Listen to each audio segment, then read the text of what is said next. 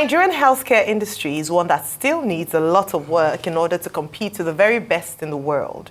But it is facing challenges associated with outbound medical tourism, deteriorating medical infrastructure, low government budget allocation, and poor compensation and subsequent immigration of skilled healthcare workers. Healthcare infrastructure in Nigeria is still underdeveloped and lacks modern medical facilities. However, during the COVID-19 pandemic, Nigeria was praised for its management of the virus that held the world hostage. One man who led the response to virus outbreaks and public health emergencies is former Director General of the Nigeria Center for Disease Control and Prevention, NCDC, Dr. Chikwe Ihekweazu. Joining us on the show this morning to discuss ways to improve the Nigerian healthcare industry, the handling of the recent cholera outbreak, and his latest book, An Imperfect Storm, where he details his time leading the NCDC during the COVID-19 pandemic, is Dr. Chikwe Ihekweazu, Assistant Director General at the World Health Organization. Good morning and welcome to the morning show. Good morning, Ayo. Good to see you, Rufai. Hey, Ruben, great to be back on your show on a private visit to Nigeria. Well, Dr. Ihekweazu, welcome home. Good to see you again. But quickly, I'm interested first in your book. You say it's an imperfect storm.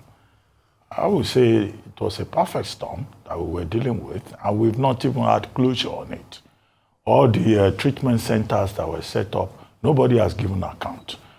All the monies that were donated to finance or those centers across the country, nobody has given account.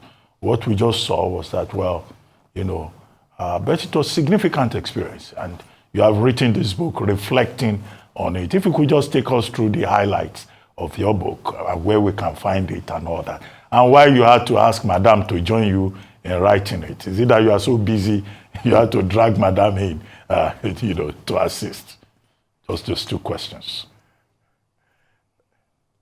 Thank you, Ruben, referring to this book, The Imperfect Storm. Ruben, maybe a bit like you, we have had both the privilege and the challenge of, one, being inside government and seeing the very best of our country, and also recognizing the challenges that we had. So it's easy to criticize from the outside, and there's a lot to criticize about this country that we love so much. But when you're inside, you can also see why it works and why it doesn't. And having spent 5.5 years leading a parastatal in Nigeria, I felt I owed it as a responsibility to our country, especially having gone through the incredible 2 years that we went through in the pandemic, to share some of what I learned, to share some of the experiences, both good and bad, of what we went through. And maybe as we go through this critical phase in our development, we see the demonstrations, we see the upset of Nigerians on how things are going, give them something to hold on to, that, this country can work. And I had 5 years of experiencing why it does, and I share those reflections on the book, and why it doesn't, and all the impediments of it, for it's not working as perfectly as we would love it to. And Ruben, to the end of your question on why this was written together with Vivian, my dear wife, is, I think we all have aspirations. Many of us have aspirations to write or to share or to, share our experiences with the world, but sometimes it's almost impossible to do so. So, this book came about by her diligence, her putting together notes through the response every evening as we discussed what we went through. But finally, none of us are able to do these jobs without a partner by your side helping you and supporting you every day. And also by the work she herself did with the organization she leads at Nigeria Health Watch. So these reflections are all put together in this book, and I hope Nigerians will learn a little bit about their country and a little bit about the topics you raised in your introductory comments. But is a book out now? Where can we find it? The book will be in the bookshelves from the 8th of August, so from Thursday, in bookshops around the country. So I look forward to Nigerians reading it. We often are challenged with all the things we're doing every day to stay alive. So there's not a lot of space for reading. But I hope Nigerians get hold of this book, read it, and tell their own story and reflect on whatever is on the book. So, out on the bookshelves on Thursday. All right. Well, congratulations, and I'm really glad that you've been at the forefront, and one of what we consider one of the heroes of that period. You've taken time out to pen your experience, not just to tell us what happened, but hopefully as a way to manage the future. And talking about the future, today we're also faced with another, well, this time an epidemic, not as big as COVID-19, but cholera outbreak in some parts of the country. From your perspective, what lessons can we borrow from the way that COVID-19 was successfully handled in Nigeria under your leadership, and now, what are some of those lessons? And then I want to take a quote that was, I think you also used in your book, by the chair of the Presidential Task Force, who was also SGF at the time, who said, "I can tell you for sure, I never knew that our entire healthcare infrastructure was in the state in which it is until I was appointed to do this work." Then and now, the state of our health infrastructure, has anything changed since he made that statement? Thanks, Ayo. Some things have changed, not everything. Let me start from the beginning, of your question. The bad news first is that there are no low-hanging fruits anymore in our country, right? There's only so many flyovers we can build, and even trying to build them is not enough to solve our problems. There are deep institutional challenges that you need the right expertise to work on. And whether this is in healthcare, in education, in finance, in maritime, in aviation, it doesn't matter. We will not wing our way to becoming a great country. We will have to work at it with the right people in the right boxes at the right time. And this was really the mission that I felt I had at NCDC. So when I came, and when I joined NCDC in 2016, I met a group of colleagues that, it's almost like you pick up the best out of school in Nigeria, you put them in parastatals and ministries, and then we let go of them as a country. There's no development, no mission, no vision, no orientation, no strategy. And that's kind of what I found. So very well-intended public servants, but really nothing around them to drive them to achieve what they needed to do. So we got on our way of building this parastatal, built on the back of the same Nigerians that we criticize every day for not delivering in many ways. But we worked together, we built up that team one day after the other, enabling them, both the environment, the personal belief, and just the joy of working. And it's through those small efforts that we started achieving small bits of successes way before the pandemic. Our response to the pandemic was built on 3 years of working. I remember the first big meningococcal disease, meningitis outbreak in the northwest of Nigeria, 2017. Some of you might remember it, where, literally Nigerians were dying in the northwest. We had no lab. Patients were being managed under trees. A governor in one of the northwestern states said that this was an act of God to revenge for whatever, So this really triggered us to understanding the scale of the challenges in our country. And we started building a first few labs, a first digital surveillance system, the first emergency operations centers, supporting the state governments around the country.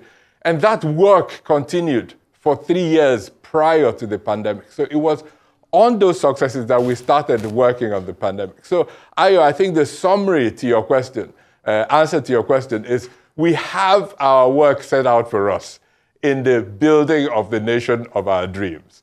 And to do that, we will require hard work, diligence, expertise. Politics takes up all the airtime in our lives. And rightly so, because by electing the leaders that will take us forward, it's a big responsibility. But beyond the political leaders, we need to get the right people in the right positions, in the right parastatals, to drive the work behind the scenes, behind the cameras, out of the front lines. And to do this work, it's only through that we will ultimately get an aviation industry that works, a tertiary education system that works, a healthcare sector that works. And that's really the challenge for us moving forward as a country. Congratulations. In fact, let me be an Oliver Twist this morning by saying, please, as you leave, I wouldn't mind if that copy you are holding is signed for me and dropped in the Abuja studio, and I'll be very happy to pick it up and read. You know, because I'm excited about this, because we talked about it. And I remember interviewing you a couple of years ago on this show when we talked about what was going on in COVID, and we said you had to write a book, and really, you have done it. So congratulations to you. You know, and congratulations, because at the tail end of things, you went ahead to the World Health Organization. And I'd like to ask you a critical question about your current role in the World Health Organization. Looking down, you know, working with the likes of Tedros Ghebreyesus and all of that, the world is not out of the woods yet as regards diseases in general. I mean, what will be the future of tackling disease in an emerging world of AI? That's number one question I'd like to ask you. And secondly, I mean, Dr. Bati raised a very valid point. We thought that COVID was supposed to help us increase those touch points as regards development in our healthcare sector. But today, we can't account for those ventilators any longer. Today, COVID has not helped to improve on primary healthcare. Today, you know, Nigerians have gone back to their old ways. We don't wash our hands and clean our hands again. Today, our effective data collection system and mapping system, probably, yeah, we had some gains we now have more functional labs in the country and all of that. But cryopreservation and logistic value chain is still a very big problem. Today, we don't have enough, you know, health outreach workers and all of that. Today, we are still being ravaged by a lot of challenges as regards tuberculosis. In fact, the World Health Organization says the case of tuberculosis is dire in Nigeria. So those primary health touch points is still a fundamental challenge. So I want you to talk from this position of someone that's looking from outside. And congratulations on that, Joe, because correct me if I'm wrong, I think since the days of Dr. Adeoye Lambo, we've not really had a lot of people, you know, playing that big space, or maybe they might be, I might just miss it along the line. But most importantly, a copy of that book signed. Rufai Oseni on it. Thanks, Rufai. You will get a signed copy, as well as your colleagues in the studio, because I can't just get one for you and leave out Dr. Bati, who I grew up reading his columns on the back of many pages in the Nigerian news media. To your first question on the World Health Organization, I'm really privileged to lead and to work with, you know, incredible colleagues from all over the world. Tedros is our Director General. He leads a great team of leaders from literally Asia, Europe, Africa, South America. And I'm privileged to think and work with them every day as we shape this organization to one that will serve the world way into the future. You know, multilateralism, of which WHO is an important part of, always gets battered from different sides whenever something goes wrong in the world. But it is important that we have organizations like the WHO that holds the world together, especially in the health space, tries to mitigate the challenges, always there to respond to the needs and requests from member states, our member states around the world, and tries to find the balance in a very difficult world. And I hope I represent all of us very well. It's on my mind every morning as I go to work.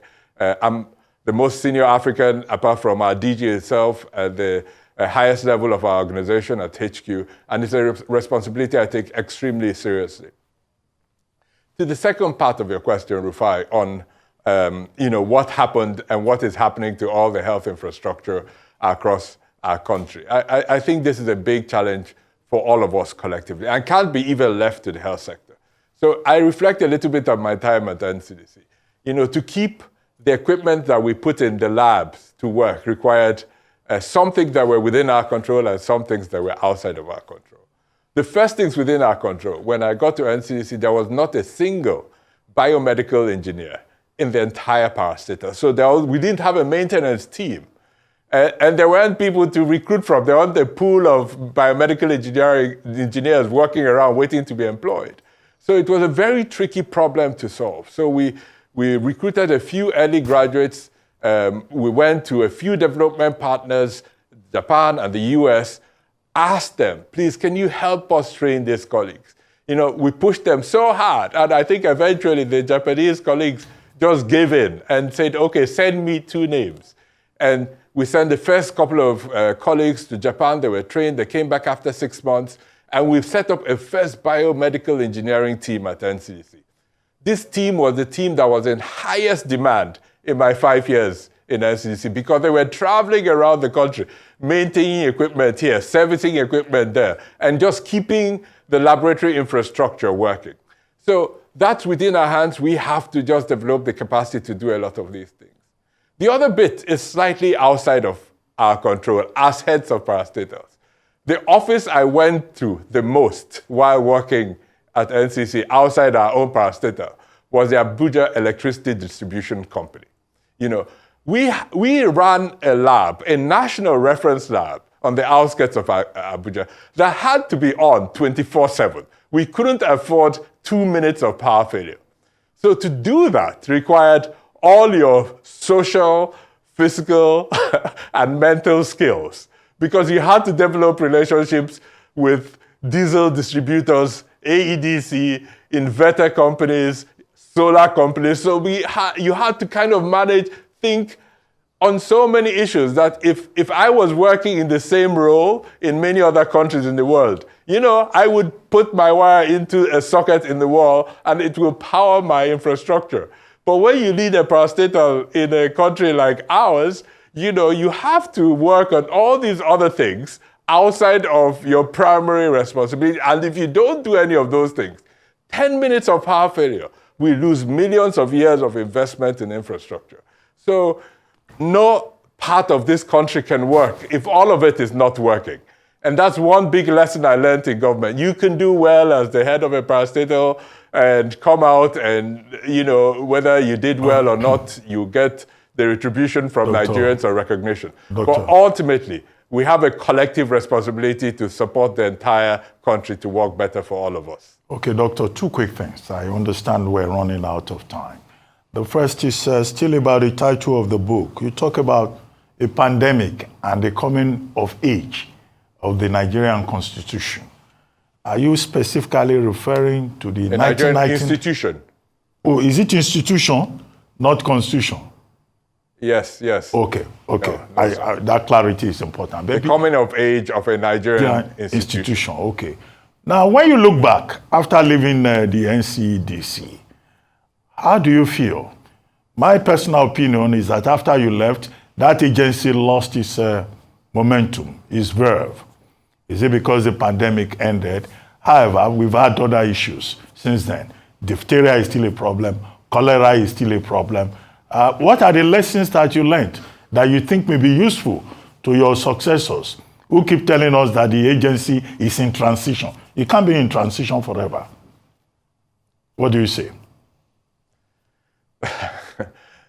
Thank you, Ruben. You know, the pandemic was just, it brought a lot of attention to the agency, but it was also a big challenge. So prior to the pandemic, probably other than a few colleagues in the sector, not too many people had heard about the Nigeria Center for Disease Control. In fact, many people told me then, you know, had not had anything, they didn't know that the parastatal existed with the functions focused on health security.